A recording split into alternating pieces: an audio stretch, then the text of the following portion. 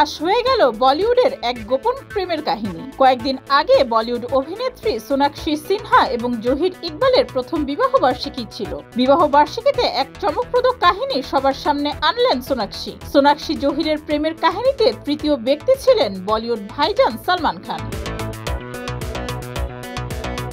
সোনাক্ষী জানান, জহিরের সাথে তার প্রেমের সম্পর্কে সালমান ছিলেন উল্লেখযোগ্য ব্যক্তি। জীবনের নতুন অধ্যায় শুরু করার পেছনে ভাইজানের অবদান ছিল মনে রাখার মতো। সালমানকে তাদের জীবনের তৃতীয় ব্যক্তি হিসেবে পরিচয় করিয়ে দেন সোনাক্ষী।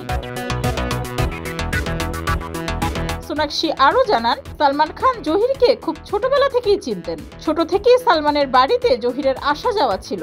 সালমানের হাত ধরেই আমাদের প্রথম পরিচয় এবং কাছে আসা। তাই আমাদের যখন বিয়ে হয় তখন সালমানের থেকে বেশি খুশি আর কেউ ছিলেন না।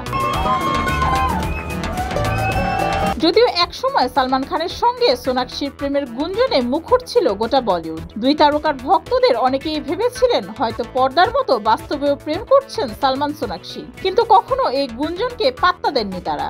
এমনকি সোনাক্ষীর বিয়েতেও হাজির হয়েছিলেন বলিউড ভাইজান।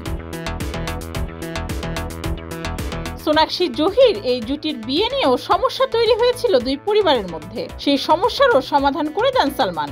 সব বাধা কাটিয়ে জয় হয়েছিল তাদের ভালোবাসার। হিন্দু বা ইসলাম রীতি মেনে নয়, আইনি বিবাহ সেরেছিলেন সোনাক্ষী ও জহির।